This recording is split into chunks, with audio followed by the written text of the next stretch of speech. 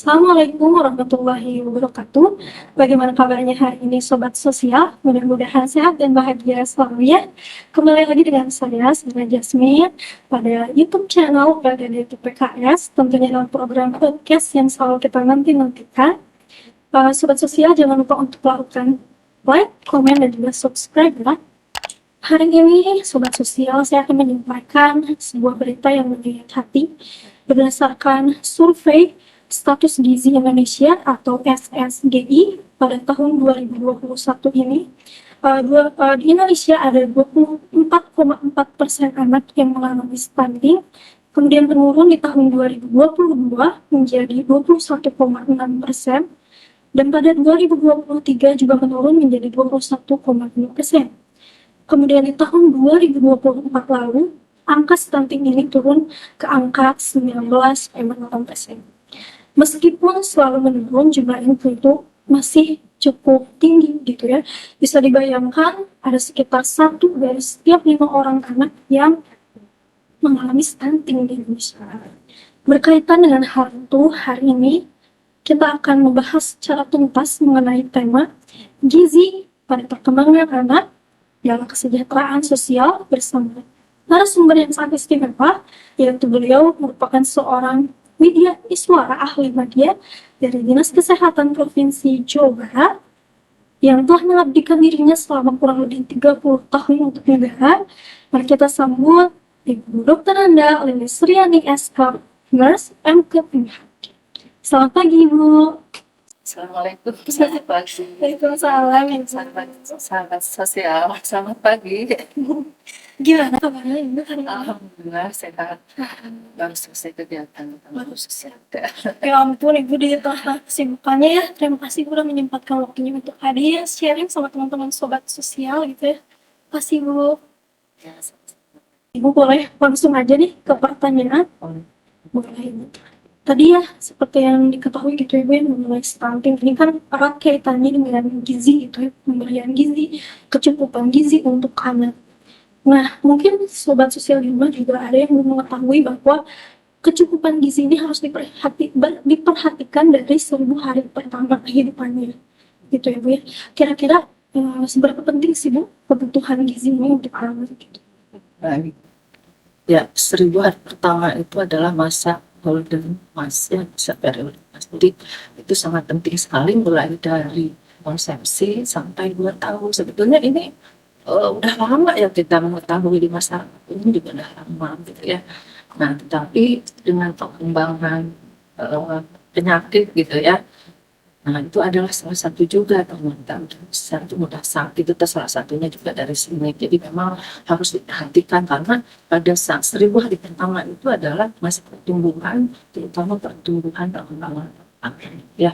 Jadi gizi baik selama periode mempengaruhi tumbuh kembang otak terutama, dan gizi buruk berdampak terhadap kesehatan manusia secara jangka panjang gitu ya. Kemudian tadi yang bicara soal gizi Bu, apa sih yang dimaksud dengan gizi ini gitu, terutama perannya dalam 1000 hari pertama kehidupan Bu? Terkait dengan gizi yaitu untuk pertumbuhan perkembangan otak itu sendiri ya, bagi anak tersebut, dan terutama ya pada usia dalam kandungan gitu ya, mulai dari konsepsi tadi saya sudah jelaskan, mulai konsepsi sampai kurang lebih 270 hari itu, dari mulai konsepsi kan sampai terbentuk sampai berwujud sebagai manusia, itu perkembangan otaknya terutama gitu ya. Gizi itu sangat mempengaruhi. Kemudian Ibu bisa dijelaskan mengenai stunting itu seperti apa ya Bu? Dan ya terkait dengan stunting itu kan kekurangan gizi yang berkepanjangan. Jadi gizi itu adalah zat-zat yang dibutuhkan ya, dibutuhkan tubuh kita untuk berkembang dan berfungsi dengan baik. Jadi terdiri dari makronutrien, karbohidrat, protein, lemak, dan makronutrien, vitamin, dan mineral. Nah, permasalahannya di masyarakat biasanya gitu ya, anak-anak yang kalau udah lahir ya, jadi perhatiannya pada saat lahir, lupa pada saat dalam kandungan. Jadi sebetulnya baik tadi ya, konsepsi sampai dalam kandungan itu sangat besar pengaruhnya, dan memang tidak cukup sampai situ, terus sampai 2 tahun. Nah, jadi itu sangat mempengaruhi. Jadi kenapa gizi penting pada anak? Karena anak sedang mengalami fase pertumbuhan dan perkembangan yang sangat cepat ya, terutama otak itu sendiri. Dan gizi membentuk tulang, otot, organ, dan sistem imun pada anak itu sendiri. Sehingga yang kalau bicara stunting, tadi kan udah diulas terkait imun. Nah, imunnya akan lemah, akan mudah diare, mudah sakit, mudah infeksi saluran nafas, dan sebagainya. Jadi kondisi stunting ini tuh salah satunya adalah kekurangan gizi ya Bu, yang menyebabkan dia tadi imunitasnya juga turun, perkembangannya terhambat dan sebagainya gitu ya Bu. Kemudian Ibu, untuk stunting ini kira-kira selain tadi ya gizi buruk, adakah hal lain yang juga mempengaruhi seorang anak menjadi stunting gitu? Oh, ada. Yang tadi kan terkait perkembangan otak, sebetulnya 80% itu kecerdasan anak itu dibentuk dalam masa kehamilan gitu ya. Nah, tapi setelah melahirkan, tentunya sekarang itu kan, kalau dulu kan lebih banyak ke ASI, bukan ASI ya, yang dari susu formulanya. Nah, tapi kalau sekarang ya harus wajib ASI sih ya, karena terkait dengan stunting itu sendiri. Jadi antara kalau usianya sama gitu ya, saat itu usia sama, kalau yang perkembangan gizinya bagus dengan yang beda, tingginya beda, kecerdasannya juga beda, kelihatan biasanya lebih pendek jadi untuk stunting. Dan itu mempengaruhi kecerdasan dan daya tahan tubuh itu sendiri dan jadi kalau Untuk stunting Ibu, selain tadi kan gizi yang berpengaruh juga ASI Ibu sampaikan. Untuk hal ini ASI eksklusif itu sekarang, kalau dulu kan ada boleh dikasih makan apa atau makanan atau pisang atau serang, boleh lagi, udah sejak lama sebetulnya ya. Ini kita di bidang pelatihan, terutama saya akan bergerak di bidang pelatihan khusus, ada yang harus dokter spesialis anak, ada pendekatannya dengan perawatan, ada pendekatannya dengan bidan gitu, atau surveillance. Nah, ini gizi buruk ini memang berdampak, apa yang harus disiapkan itu adalah ASI agresifnya. Jadi sekarang itu pakai pumping ya, kalau sekarang jadi pumping bisa disimpan di kulkas. Jadi pokoknya 0 sampai 6 bulan itu tidak boleh dikasih makanan apa-apa gitu, kecuali ASI. Itu salah satunya ASI eksklusif gitu ya. Terutama yang awal itu ya, yang begitu menetes gitu kan, itu bagus sekali yang warnanya kolostrum gitu ya, yang warnanya kan berbeda itu. Padahal kalau yang nggak paham tuh kan dibuang, kalau itu justru bagus ya untuk daya tahan. Kemudian juga pola asuh ya, jadi selain ASI, kemudian dari ASI juga setelah 6 bulan dikenalkan dengan makanan-makanan yang lain, jenis-jenis makanan itu harus dikenalkan, karena itu juga kan anak tuh harus mengenal gitu. Nah, jadi dibikinlah menu seimbang oleh si ibu ya, ada proteinnya, ada vitaminnya gitu ya. Kemudian juga ada, jadi jangan terpaku pada ini kalau sudah besar kan biasanya terpaku pada anak nggak bisa makan nasi bisa diganti yang lainnya, yang jelas hidrat dan protein dan vitamin itu sendiri.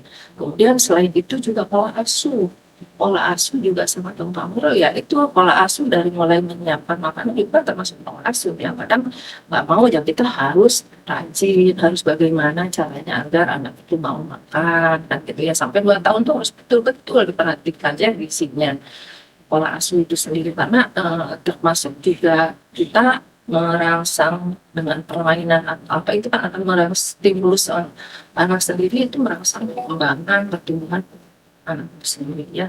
Kemudian juga dipengaruhi oleh akses layanan. Kadang-kadang kalau misalnya teman-teman atau masyarakat juga kan perlu yang berobat dan pas sakit ya langsung berobat atau kurang daripada edukasi dan masalah. Tapi kalau sekarang kan udah banyak apa ya, tapi kan kalau tindakannya tetap harus orang kesehatan, layanan kesehatan, dan juga sanitasi. Sanitasi juga sangat mempengaruhi, sanitasi air dan lingkungan gitu ya, sangat mempengaruhi juga. Oke, jadi selain dari gizi, kemudian ASI juga berpengaruh ya Bu ya. Harus diberikan 0 sampai 6 bulan anak, itu tidak boleh diberikan makanan lain ya selain ASI. Baru pada yang 6 bulan ke atas diberikan yang berASI dengan takaran yang sesuai gitu ya Bu ya. Ternyata pola asuh dan juga hal yang kesehatan juga mempengaruhi ya Bu ya untuk start itu sendiri gitu. Pola asuh itu sangat berpengaruh terhadap perkembangan baik gizi ataupun perilaku yang lainnya juga itu sangat berpengaruh Ke karakter anak ke karakter anak itu sendiri. pola asuh berpengaruh ya Bu ya. Jadi teman-teman kalau misalnya anaknya sakit jangan dibiarkan, segera akses layanan kesehatan gitu Bu ya. Supaya apa tadi salah satunya supaya tidak stunting atau gizi gizi. Kemudian Ibu, tadi ya peran keluarga berarti sangat penting Bu ya di dalam pola asuh anak, kemudian juga pemberian gizi untuk anak gitu ya. Ya, betul.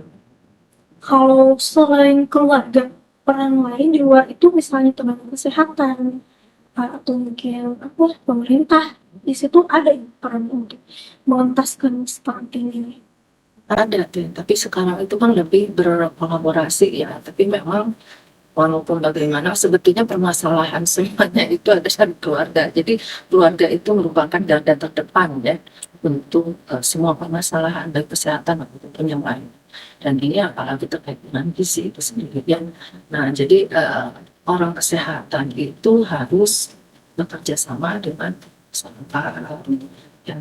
Kemudian terkait dengan hal ini juga kan masalahnya kalau masyarakat itu kadang lebih mendengar masyarakat gitu ya, kalau misalnya apalagi misalnya kalau kita sebagai petugas kesehatan itu kan belum kenal banget gitu ya, jadi selain keluarganya tokoh masyarakat juga para petugas pelayanan kesehatan juga sangat penting. Jadi tokoh masyarakat juga sangat berperan ya dalam hal ini. Jadi kalau untuk menuntaskan terkait dengan gizi memang tidak bisa oleh tenaga kesehatan sendiri. Jadi harusnya garda terdepan dari keluarga, tapi tenaga kesehatan harus berkolaborasi internal dulu lintas program. Jadi kalau bicara gizi itu bukan miliknya orang gizi, bukan miliknya satu profesi gitu ya, profesi apapun itu ya, kadang-kadang kan suka kayak berpikir terkotak-kotak dalam arti program gitu ya. Tapi sebetulnya ini bisa berkolaborasi. Dokter, perawat, bidan, counseling, semuanya punya perannya, bedanya adalah pendekatannya saja dengan profesinya masing-masing. Ya. Kemudian setelah kuat internal di pelayanan kesehatan itu sendiri, mungkin di sini puskesmas yang paling dekat dengan masyarakat, dengan tokoh masyarakat. Kemudian lintas sektornya juga. Jadi biasanya kalau di kesehatan itu ada akademi di bulan pertama, tribulan, dan tribulan pertama, kedua, ketiga itu adanya di kecamatan. Karena yang punya kewenangan memerintah atau terkait wilayah kan tuh camat itu ya. Jadi nah di situ dibina lintas sektor, dan sebelum dilakukan juga si masyarakat kita harus tahu nih, katakan dulu ya masyarakat itu siapa yang bisa berperan menuntaskan terkait dengan gizi. Jadi sebelum kita ke puskesmas, puskesmas sebelum ke camat, ya kita juga harus memetakan terkait dengan kemitraan. Ya, namanya kemitraan kalau itu kesehatan. Jadi pemberdayaan masyarakat terkait dengan bagaimana menyadarkan masyarakat itu sendiri, gitu ya. Termasuk juga kan susah protein dan lain sebagainya, sayur susah, kita minta bisa dengan karangannya gitu ya, diberdayakan masyarakat di sini. Kemudian kemitraan, masalah-masalah yang bisa dihadapi diselesaikan oleh petugas mana yang bisa diselesaikan terkait dengan gizi. Nah nanti pas tuntas orang camat tidak menugaskan gitu, kepala desa tugasnya apa, pendidikan tugasnya apa, PKK apa, Karang Taruna apa. Nah, di situ jadi berkolaborasi semuanya gitu. Bisa dan memang bukan hanya Kementerian Kesehatan saja ya. Ini ya kan protein dari sana kan. Nah, setelah dengan pasannya sosial, iya yang pakai makanannya. Yes. Jadi lintas sektor gitu ya untuk penanganan stunting ini tidak usah hanya kita andalkan tenaga kesehatan gitu Ibu ya, tapi kolaborasi. Berkolaborasi di teamwork ya. Teamwork. Tadi sempat dengar juga dari penjelasan Ibu tentang pemberdayaan pekarangan gitu ya, itu yang luar biasa menurut saya gitu. Jadi jangan jadikan ekonomi, keterbatasan ekonomi itu alasan ya Ibu ya tidak memberikan gizi yang seimbang untuk anak. Ya kan banyak student kan suka dengar ya, ini anaknya siapa, anaknya siapa, tapi berhasil. Iya, tapi tidak sedikit orang yang secara ekonominya kuat gitu ya, tapi malah salah kan gitu ya. Nah ini adalah salah satu inspirasi dan ini adalah jawaban daripada apa yang saya jelaskan, bahwa kekurangan gizi gitu, kalaupun memang ekonominya ekonomi lemah, tapi kalau dia mau belajar bahwa oh ya anak saya mau jadi apa-apa, dia persiapan mulai dari saling komunikasinya bagus nih suami istri, kemudian mulai dari rahimnya itu dia makanannya tercukupi, kemudian dia punya pekarangan, nggak punya uang pekarangan dimanfaatkan dengan baik gitu ya. Jadi gizinya tidak selalu harus daging, kalau protein kan ya ada tempe, kari dan lain sebagainya. Jadi nah itu ya, sehingga kan tidak sedikit sebetulnya orang yang sederhana tapi bisa berhasil sampai S3 dan memang jadi teladan ya, jadi teladan di masyarakat. Nah itu adalah salah satu jawaban daripada bahwa gizi itu tidak selalu harus dipakai.